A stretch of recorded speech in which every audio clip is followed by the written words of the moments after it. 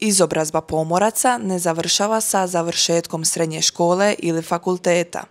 Uvijek postoje različiti tečajevi koji su nužni za pohađanje kako bi se moglo isploviti i van granica Republike Hrvatske. A upravo te tečajeve pruža Pomorski fakultet Sveučilišta u Dubrovniku.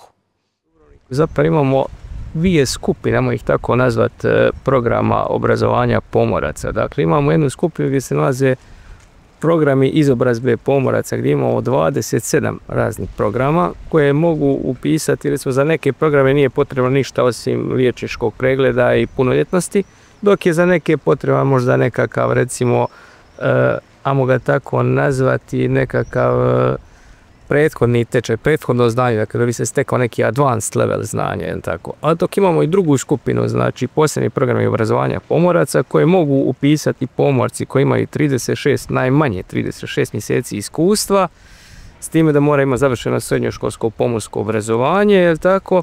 Onda oni upisuju taj posebni program koji zapravo služi za stjecanje najvećih zvanja u pomorstvu, dakle oni mogu nakon toga položenog programa i naravno položenog ispita na kapetaniji postati zapovjednici, prvi časnici palube ili upravitelji stroja ili drugi časnici stroja. Tečajevi koji se provode organizirani su ne samo za časnike, nego za sve one kojima će brod biti mjesto rada.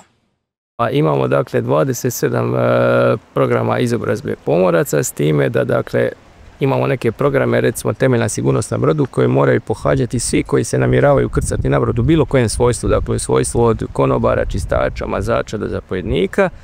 Onda imamo neke specijalizirane tečajeve koje recimo rade samo nautičari ili neke koji rade samo brodostrojari ili neke koji rade samo brodski elektroničari, tako da dakle, razlika je u opsegu sati, naravna stvar, dakle, ako se radi o nekakvom naprednom tečaju, odnosno advanced levelu, kako bi se reklo na engleski, taj tečaj naravno da traje dulje od ovih nekakvih osnovnih tečajeva gdje se stječu nekakva osnovna znanja potrebna ljudima koji plove na moru. Brevete treba polagati i nakon završenog školovanja, a Pomorski fakultet to omogućuje svojim studentima kao i pomorcima koji žele na brod odmah nakon završene srednje škole. Pa završetkom fakulteta potrebno je završiti tečajeve, odnosno steći zvanja za odlazak na brod.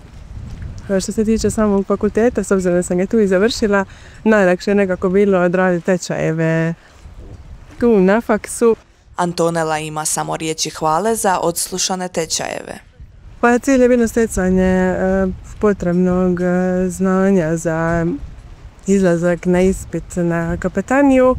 A što se tiče samih tečajeva koje sam odslušala, stvarno što se tiče predavača su uvijek jako dobro je preneseno znanje, materijali koji se koriste također, tako da stvarno po završetku tečaja, odnosno prije izlaska na sam ispit, nije nikad bilo nekakvih problema. Polaganje tečajeva osigurava pomorcima potrebna znanja za mirnu plovidbu i vještine za situacije kada treba brzo reagirati.